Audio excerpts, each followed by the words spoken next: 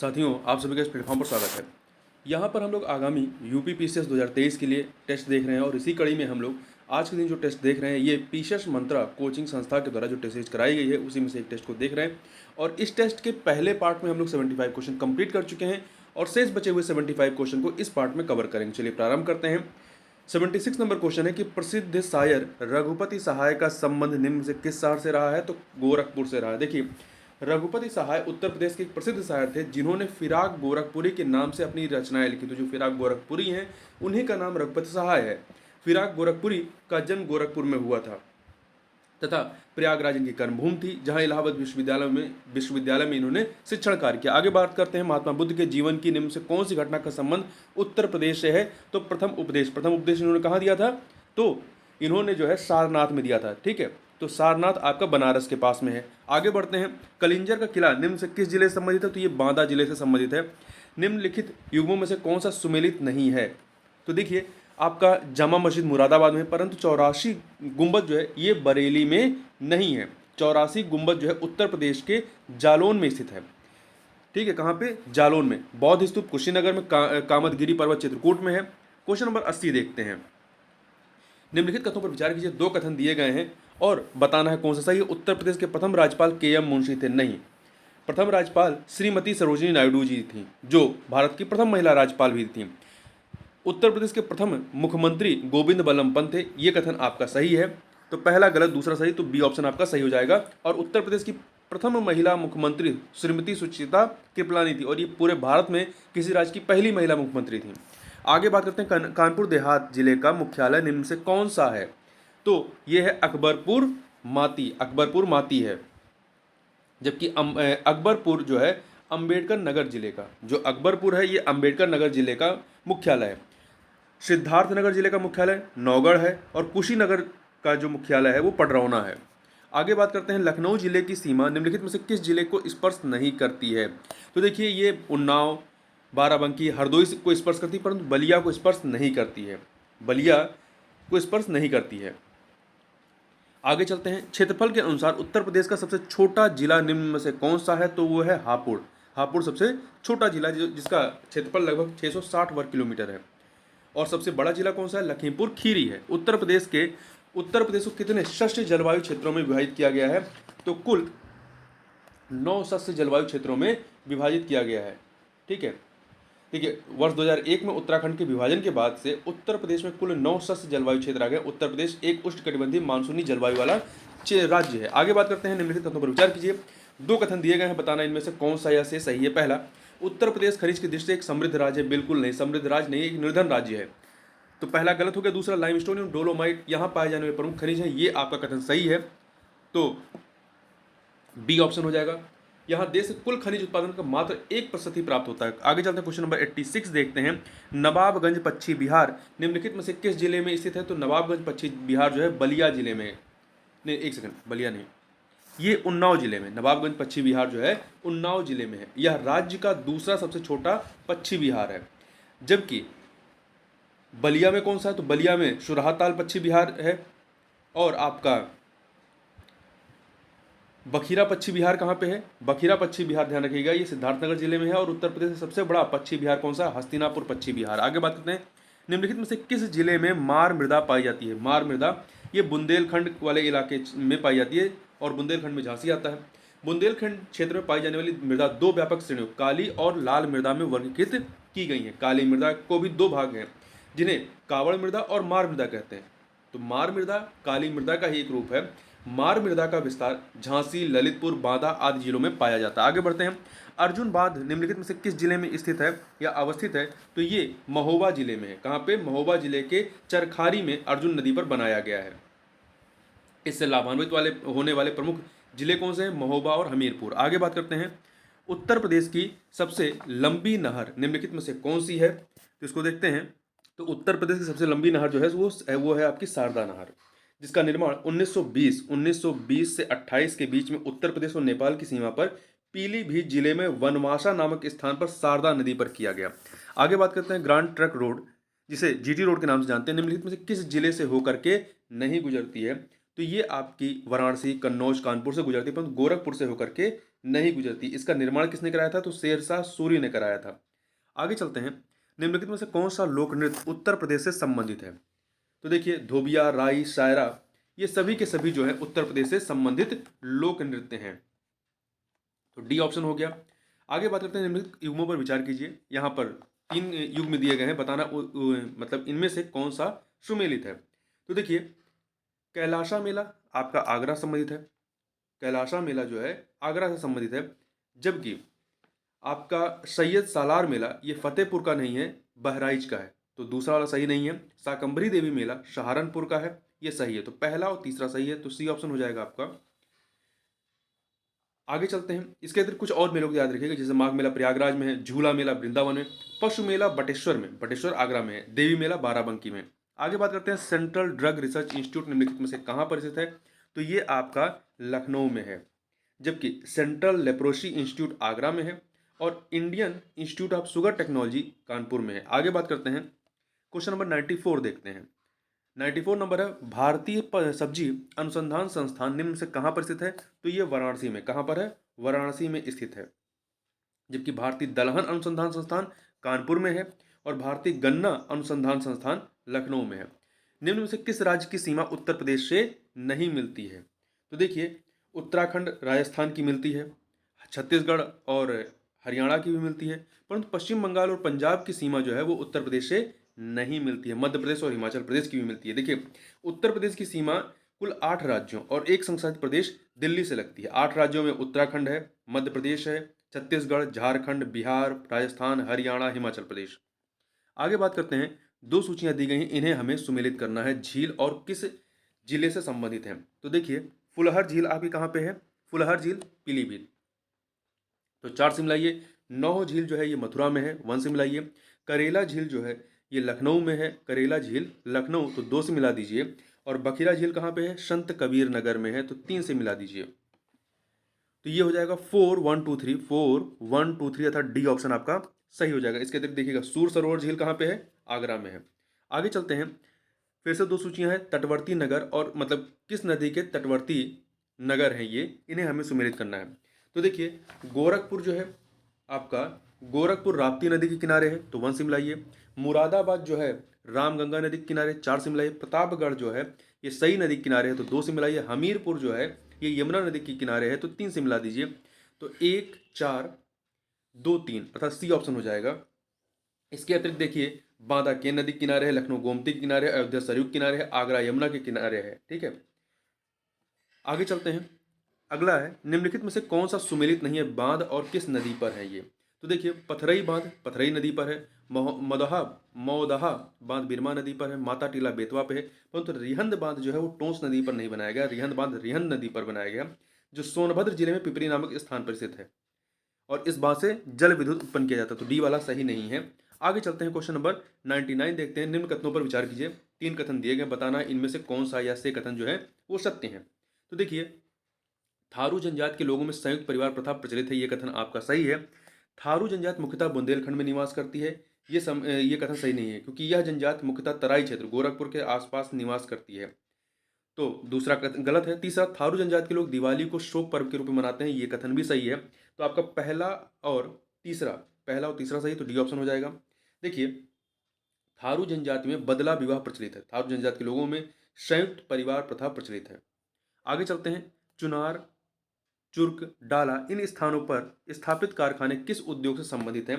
तो ये जो है आपके सीमेंट से संबंधित है। किससे? सीमेंट। इन कारखानों के लिए चूना पत्थर मुक्ता रोहतास क्षेत्र एवं कजराहट से उपलब्ध कराया जाता है। आगे बढ़ते हैं, 2 सूचियां दी गई हैं, उद्योग और उनके केंद्र क्या है, इन्हें हमें सुमेलित करना है। खेल का सामान आपका मेरठ में, तो 1 से मिलाइए। टेराकोटा टेराकोटा गोरखपुर, 2 से। कांच का सामान जो है फिरोजाबाद, 3 से मिलाइए। दिया सलाई उद्योग जो है बरेली, 4 से मिला दीजिए। तो दिया सलाई उद्योग आपको बरेली और सहारनपुर दोनों जगह पे है, तो 1 2 3 4 1 2 3 4 बी ऑप्शन आपका हो जाएगा। आगे बढ़ते हैं, क्वेश्चन नंबर 102 देखते हैं। निम्नलिखित में सुमेलित हैं, इनमें से कौन सा सुमेलित है ये बताना है। खनिज और उनके उत्पादन केंद्र, तो देखिए, डायस्पोर जो खनिज है इसका उत्पादन कहाँ पे होता है? महोबा, ललितपुर, झांसी में, मिर्जापुर में नहीं होता है, तो पहला सही नहीं। बॉक्साइट चित्रकूट और वाराणसी में, बस्ती में नहीं, बॉक्साइट चित्रकूट और वाराणसी में। डोलोमाइट सोनभद्र में होता है, तो महोबा नहीं है। जिप्सम हमीरपुर, हमीरपुर झांसी, तो डी वाला सही है। जबकि यूरेनियम ध्यान रखिएगा एकमात्र जिला है जहाँ पे इसका ये पाए जाते हैं उत्तर प्रदेश में, तो वो है ललितपुर। आगे बढ़ते हैं 103 नंबर क्वेश्चन देखते हैं। 103 नंबर, दो सूचियां दी गई हैं वन्यजीव विहार और किस जिले में स्थित हैं, इन्हें हमें सुमेलित करना है। तो देखिए, रानीपुर वन्यजीव विहार आपका चित्रकूट में है, तो 3 से मिला दीजिए। कैमूर वन्यजीव विहार जो है मिर्जापुर, मिर्जापुर और सोनभद्र में है, तो मिर्जापुर 2 से मिला दीजिए। सोहागी वन्यजीव विहार, सोहागी बरवा वन्यजीव विहार, तो ये आपका महाराजगंज में है, तो 1 से मिला दीजिए। किशनपुर वन्यजीव विहार लखीमपुर खीरी में है, तो इसको 4 से मिला दीजिए। तो 3214 ए ऑप्शन हो जाएगा आपका। इसके अतिरिक्त कुछ और याद रखिएगा, हस्तिनापुर वन्यजीव विहार ये कई जिलों में है, जैसे मेरठ, हापुड़, मुजफ्फरनगर, अमरोहा, बिजनौर। महावीर स्वामी वन्यजीव विहार ललितपुर में है। चंद्रप्रभा वन्यजीव विहार चंदौली में है। तो देखिए, हस्तिनापुर वन्यजीव विहार को सुमिलित करने के लिए ये अगर एक नाम लेगा तो वो मेरठ भी दे सकता है, हापुड़ भी दे सकता है, मुजफ्फरनगर, अमरोहा, बिजनौर कुछ भी दे सकता है, तो सभी से ये सुमेलित हो जाएगा। ध्यान रखिएगा कितने जिले हैं, कुल 5 हैं, मेरठ, हापुड़, मुजफ्फरनगर, अमरोहा, बिजनौर।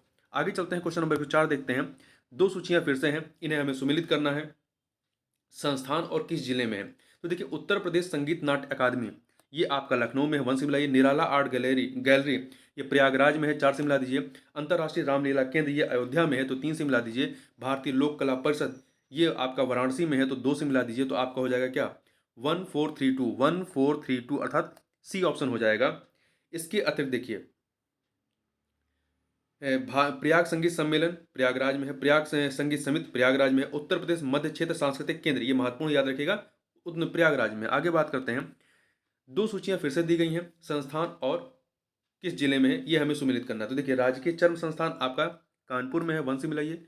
उत्तर प्रदेश उद्यमिता विकास संस्थान जो है लखनऊ में है, 3 से मिला दीजिए। राष्ट्रीय डेयरी अनुसंधान संस्थान करनाल में है, करनाल, तो ये आप 4 से मिला दीजिए। फूड क्राफ्ट इंस्टीट्यूट अलीगढ़ में है, तो इसको आप 2 से मिला दीजिए। तो आपका हो जाएगा 1342 डी ऑप्शन हो जाएगा। इसके अतिरिक्त देखिए, उत्तर प्रदेश राज्य औद्योगिक विकास प्राधिकरण कानपुर में है, भाभा परमाणु अनुसंधान संस्थान ट्रॉम्बे में है, केंद्रीय औषध अनुसंधान संस्थान लखनऊ में है। आगे बात करते हैं, अगला है फिर से दो सूचियां हैं, जनजात और किस जनपद से संबंधित है। देखिए, शहरिया जनजात जो है ये ललितपुर में पाई जाती है, तो 2 से मिलाइए।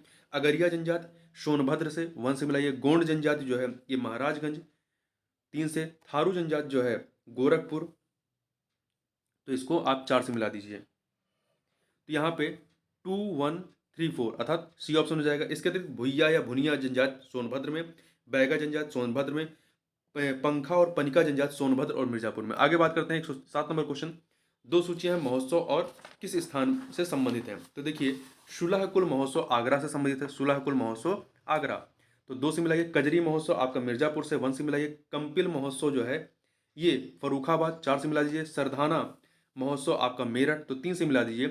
1243 अर्थात सी ऑप्शन हो जाएगा। कबीर महोत्सव मगहर संत कबीर नगर, बुद्ध महोत्सव सारनाथ वाराणसी। आगे बढ़ते हैं, 108 नंबर क्वेश्चन देखते हैं। दो सूचियां हैं, प्राचीन नाम और उनके नवीन नाम क्या हैं। तो पिपरावा का जो नवीन नाम है वो क्या है आपका, कपिलवस्तु या सिद्धार्थनगर, 2 से मिलाइए। ऋषिपत्तन का सारनाथ है, 1 से मिलाइए। रामग्राम का गोरखपुर है, रामग्राम का गोरखपुर है, तो 4 से मिला दीजिए। और कान्य कुंभज का कन्नौज है, तो 3 से मिला दीजिए। तो आपका हो जाएगा 2143 अर्थात बी ऑप्शन यहाँ पर सही हो जाएगा। इसके अतिरिक्त देखिए, काशी का वाराणसी हो गया है, अहिछत्र का बरेली हो गया, दान तीर्थ का मेरठ या हस्तिनापुर हो गया है। आगे बढ़ते हैं, 109 नंबर क्वेश्चन देखते हैं। निम्नलिखित में से सुमेलित नहीं है, कौन सा सुमेलित नहीं है। देखिए, आपका टॉय सिटी ग्रेटर नोएडा में है, प्लास्टिक सिटी औरैया में है, ट्रोनिका सिटी लखनऊ में नहीं, ट्रोनिका सिटी गाजियाबाद में है, बायोटेक्नोलॉजी पार्क लखनऊ में। उत्तर प्रदेश का पहला व सबसे पुराना वन्यजीव विहार कौन सा है, तो ये है चंद्रप्रभा वन्यजीव विहार, चंद्रप्रभा वन्यजीव विहार, ठीक है। इसके अतिरिक्त यहाँ पे सबसे नवीन जो है वो आपका कछुआ वन्यजीव विहार है, और प्रदेश का सबसे छोटा वन्यजीव विहार महावीर स्वामी वन्यजीव विहार है, और सबसे बड़ा हस्तिनापुर वन्यजीव विहार है। आगे बात करते हैं, दो सूचियां दी गई हैं, इन्हें हमें सुमेलित करना है। तो देखिए, आपका जिरगो जलाशय जिरगो नदी पर मिर्जापुर में, 1 से मिलाइए। परीक्षाबाद बेतवा नदी पर झांसी, 2 से मिलाइए। गोविंद सागर शहजाद नदी पर ललितपुर में, 3 से मिलाइए। कन्हार गरई नदी पर सोनभद्र, 4 से मिला दीजिए, तो 1 2 3 4, 1 2 3 4 था, सी ऑप्शन हो जाएगा। आगे बढ़ते हैं 112 नंबर क्वेश्चन। दो सूचियां दी गई हैं, इन्हें हमें सुमेलित करना है। तो देखिए, पीतल की मूर्तियां मथुरा में, तो 3 से मिलाइए। पॉलीफाइबर बाराबंकी 1 से मिलाइए। काठ नक्काशी सहारनपुर 2 से मिलाइए। चीनी मिट्टी के बर्तन चिन्हट, तो 4 से मिलाइए। तो 3124, 3124 डी ऑप्शन। अगला है 113 नंबर क्वेश्चन। निम्न से कौन सा युग्म बेमेल है या सुमेलित नहीं है? तो देखिए, गन्ना शोध एवं बीज संवर्धन केंद्र आपका शाहजहांपुर में है, सही है। Mehta institute of math and physics, ये आपका वाराणसी में नहीं है, ये आपका कहाँ पे है? प्रयागराज में, तो बी वाला सही नहीं है। Northern India textile research association Ghaziabad में, बी गिरी नेशनल लेबर इंस्टीट्यूट नोएडा में है। निम्नलिखित में सुमेलित नहीं है, कौन सा सुमेलित नहीं है? तो देखिए, आपका काशी की बहन चंदौली को नहीं कहते, गाजीपुर को कहते हैं। किसको कहते हैं? गाजीपुर को कहते हैं। तो ये वाला सही नहीं। इत्र नगरी कन्नौज है, पूर्व का सिराज जौनपुर है, सुहाग नगरी फिरोजाबाद है। और चंदौली को जो है, ये चंदौली जो है, इसे धान के कटोरे के उपनाम से जाना जाता है। इसी प्रकार से ताज नगरी आगरा है, पीतल नगरी मुरादाबाद है, आंवला नगरी प्रतापगढ़ है, नवाबों का शहर लखनऊ है, नजाकत का शहर लखनऊ है, बागों का शहर लखनऊ है। आगे बढ़ते हैं, दो सूचियां दी गई, इन्हें हमें सुमेलित करना है। यह राज्य केंद्र शासित प्रदेश और वृद्धि दर 2011 की जनगणना के अनुसार। तो देखिए, यहाँ हमें सुमेलित करना है। तो बिहार का कितनी है वृद्धि दर, जनसंख्या वृद्धि दर 2011 के आंकड़ों के अनुसार? तो ये है 25.42, 25.42, 4 से मिलाइए। दादरा और नगर हवेली का 58 नहीं है, 38.88, तो यहाँ 1 से मिला दीजिए। उत्तर प्रदेश का कितना है? 20.23, तो 2 से मिलाइए। मेघालय का 29.95, तो 3 से मिला दीजिए। तो 4123 अर्थात सी ऑप्शन। आगे बात करते हैं, निम्न में से कौन सा कथन सत्य है? तो देखिए, पहला, भारत का क्षेत्रफल विश्व के क्षेत्रफल का 2.8% है। नहीं, भारत का क्षेत्रफल विश्व के क्षेत्रफल का 2.4% है, सही, ठीक है, तो पहला गलत होगा। दूसरा, 2011 की जनगणना के अनुसार भारत की जनसंख्या विश्व की कुल जनसंख्या की 17.97% है। 17.97 नहीं है, 17.7% है, तो दूसरा वाला भी गलत होगा। तीसरा, 2011 की जनगणना के अनुसार भारत की 60.9% जनसंख्या गांव में निवास करती है। तो 60%, 60.9 नहीं है, 68.9% है, ठीक है, तो ये भी गलत है। चौथा, 2011 की जनगणना के अनुसार भारत की जनसंख्या की वार्षिक वृद्धि दर कितनी रही है? 1.64% रही है, 1.64% रही है, ये सही है। 2011 की जनगणना के अनुसार न्यूनतम जनघनत्व वाला केंद्र शासित प्रदेश कौन सा है? अंडमान निकोबार द्वीप समूह, अंडमान निकोबार द्वीप समूह है। और सर्वाधिक जनघनत्व वाला केंद्र शासित प्रदेश दिल्ली है, जहाँ पे 1106 व्यक्ति प्रति वर्ग किलोमीटर है, वर्ग किलोमीटर है। और यहाँ पे अंडमान निकोबार में 46 है। 118 नंबर क्वेश्चन देखते हैं, निम्न में से कौन सा कथन 2011 की जनगणना के अनुसार जो है वो असत्य है?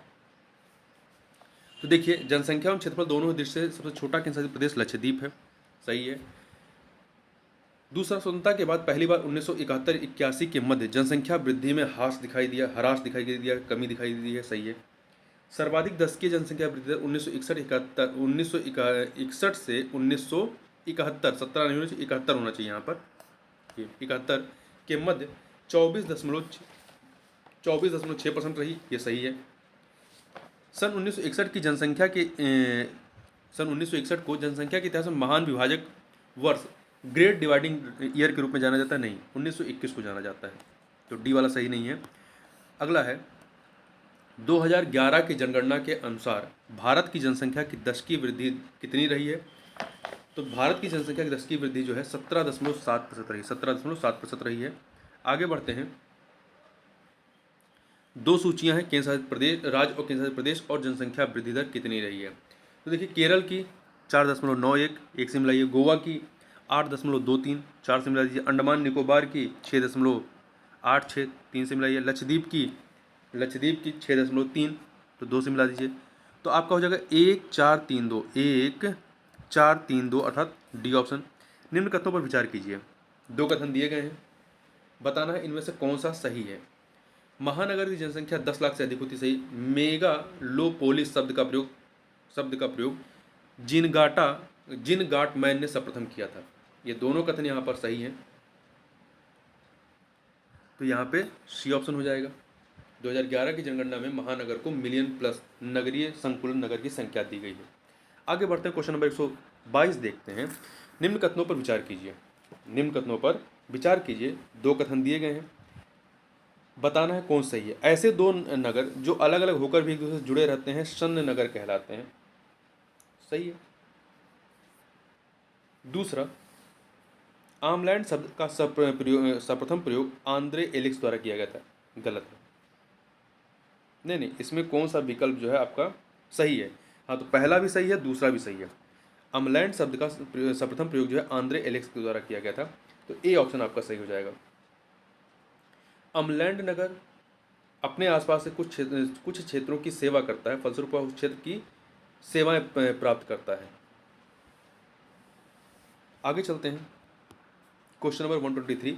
निम्न में से कौन सा युग्म बेमेल है, सुमेलित नहीं है? राज्य और उसकी स्त्री साक्षरता कितनी है? तो देखिए, बिहार की 51.5 सही है, राजस्थान की 52.1 सही है, उत्तर प्रदेश की 56.2 नहीं है, 57.2 है, तो सी वाला सही नहीं है। झारखंड की 55.4 है। निम्न में से कौन न्यूनतम दशकीय जनसंख्या वृद्धि दर वाला जिला रहा है? न्यूनतम दशकीय जनसंख्या वृद्धि दर वाला जिला रहा 2011 की जनगणना के अनुसार उत्तर प्रदेश का, तो ये है हमीरपुर। ठीक है, हमीरपुर रहा है।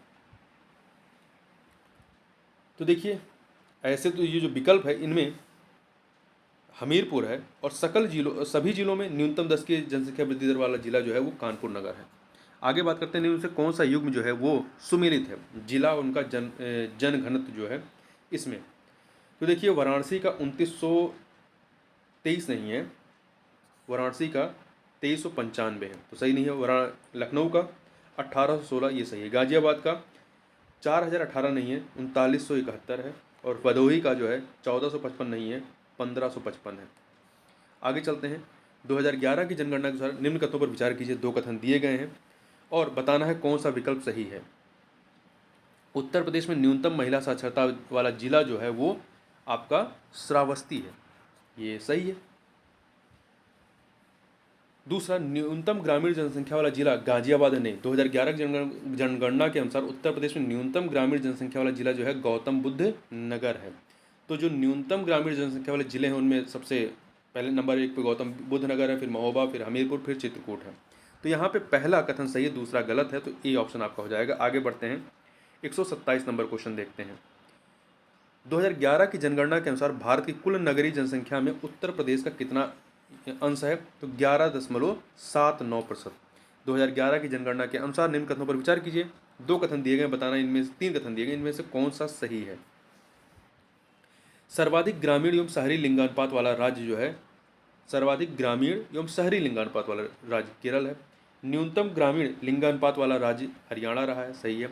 सर्वाधिक अनुसूचित जाति जनसंख्या वाला राज्य मध्य प्रदेश रहा है। देखिए, सर्वाधिक अनुसूचित जाति वाला राज्य उत्तर प्रदेश है, जबकि सर्वाधिक अनुसूचित जनजाति वाला जो राज्य है वो मध्य प्रदेश है। तो पहला दूसरा सही, तीसरा गलत है, तो ये ऑप्शन हो जाएगा। आगे बढ़ते हैं, 2011 की जनगणना के अनुसार न्यूनतम जनसंख्या वाला राज्य कौन सा है? न्यूनतम जनसंख्या वाला राज्य जो है वो सिक्किम है। सिक्किम के बाद दूसरे नंबर मिजोरम आता है, फिर तीसरे पे नागालैंड, चौथे पे मणिपुर आता है। 2011 की जनगणना के अनुसार जनघनत्व की दृष्टि से न्यूनतम जनघनत्व वाले राज्यों का सही क्रम क्या है? तो सबसे कम जनघनत्व कहाँ पे है? वो है आपका अरुणाचल प्रदेश, उससे ज़्यादा मिजोरम, उससे ज़्यादा सिक्किम, उससे ज़्यादा नागालैंड और उससे ज़्यादा हिमाचल प्रदेश। तो अरुणाचल प्रदेश, मिजोरम, सिक्किम, नागालैंड ये सही हो जाएगा। आगे बात करते हैं, निम्न में से कौन सा कथन जो है वो असत्य है 2011 की जनगणना के संबंध में? तो देखिए, सर्वाधिक जनघनत्व वाला जिला गाजियाबाद है, सही है। सर्वाधिक नगरीय जनसंख्या वाला जिला गाजियाबाद, ये भी सही है। सर्वाधिक साक्षरता वाला जिला गाजियाबाद नहीं, सर्वाधिक साक्षरता वाला जिला गौतम बुद्ध नगर है, तो सी वाला सही नहीं है, जिसकी साक्षरता दर 80.12% है।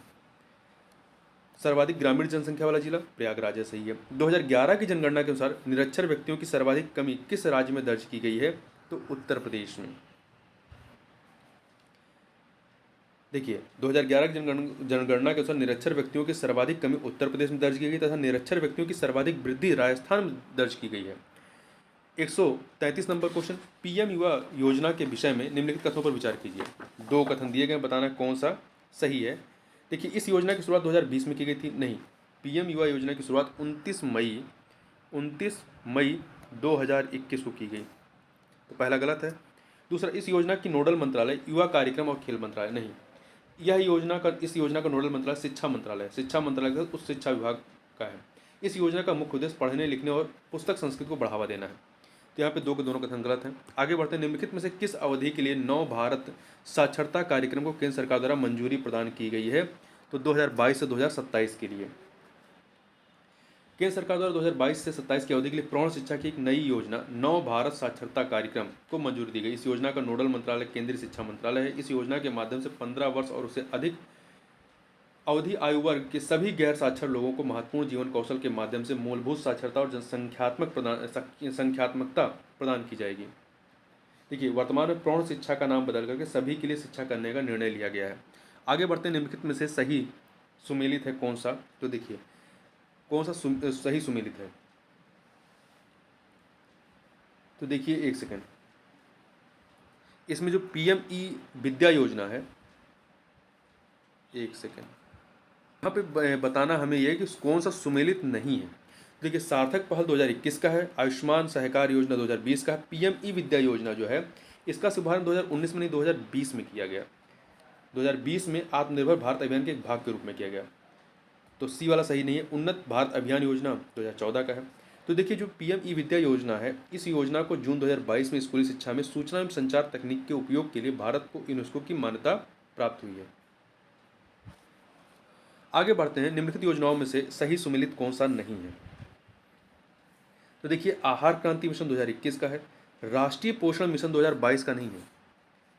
राष्ट्रीय पोषण मिशन का शुभारंभ मार्च 2018 में राजस्थान में शुरू किया गया था, जबकि प्रधानमंत्री जन आरोग्य योजना सेहत 2020 का है, वरिष्ठ पेंशन बीमा योजना 2017 की है।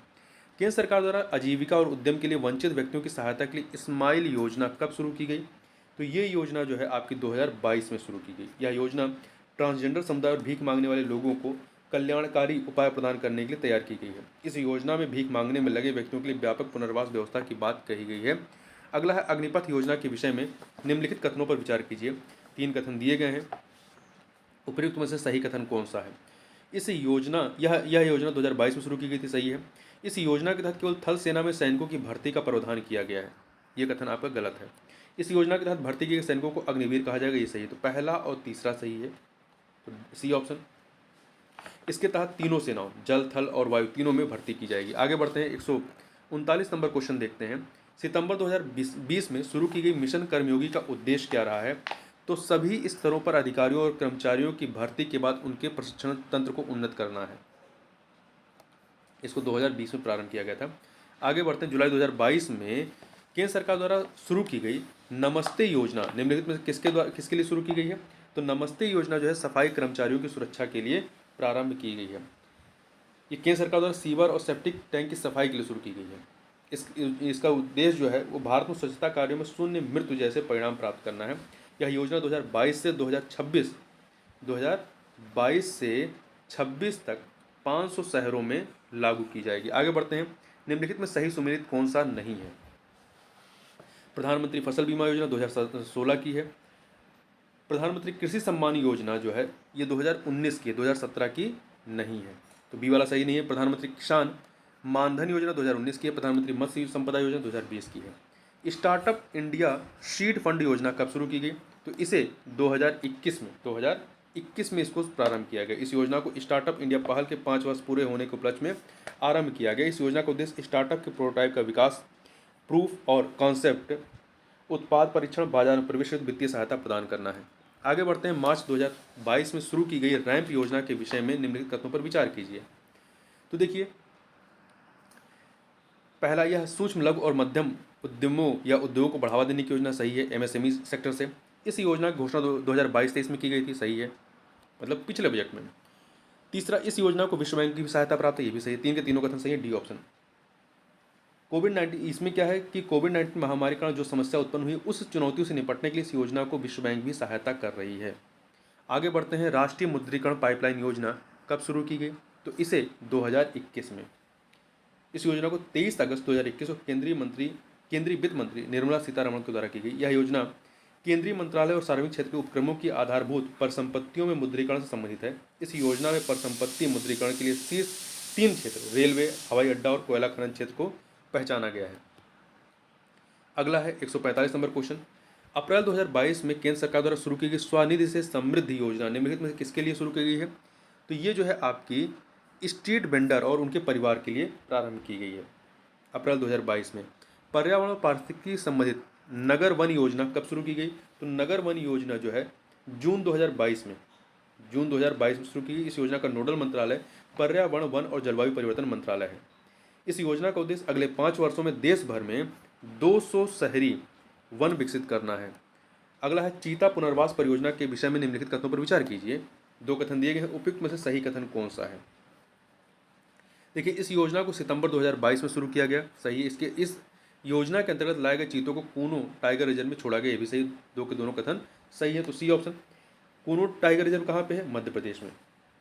तो इसमें दक्षिण अफ्रीका और नामीबिया से लाए गए 8 चीतों को मध्य प्रदेश से कूनो टाइगर रिजर्व में छोड़ा गया। आगे बात करते हैं, उत्तर प्रदेश सरकार द्वारा शुरू की गई पंचामृत योजना निम्नलिखित में से किसके लिए शुरू की गई है?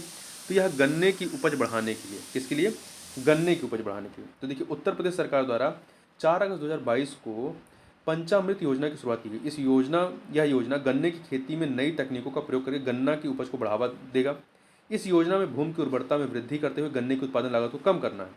इस योजना में 5 तकनीक, बुआई के लिए ट्रेंच विधि, रूट मैनेजमेंट, मल्चिंग, ड्रिप सिंचाई और सह फसल पर ध्यान दिया जा रहा है। इसीलिए इसे पंचामृत योजना कहा गया, क्योंकि 5 तकनीक पर ध्यान दिया जा रहा है। निम्नलिखित में से सही सुमेलित नहीं है। कौन सा सही सुमेलित नहीं? देखिए, प्रधानमंत्री सुरक्षा बीमा योजना 2015 की है, श्रमेव जयते कार्यक्रम 2014 की है, राष्ट्रीय स्वास्थ्य मिशन 2005 की है, दीनदयाल स्पर्श योजना 2016 की नहीं 2017 की है।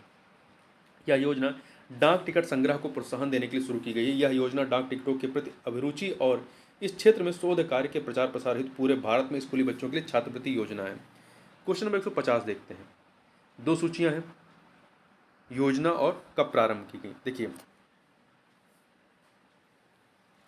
इसमें आपका अमृत योजना 2015 की है, डिजिटल गांव योजना 2016 की है, मेक इन इंडिया 2014 की है, सौभाग्य योजना 2017 की है। तो 1 2 3 4 ए ऑप्शन आपका सही हो जाएगा। इस प्रकार से इस वीडियो में बस इतना ही। मिलते हैं नेक्स्ट वीडियो में, तब तक के लिए बहुत बहुत धन्यवाद।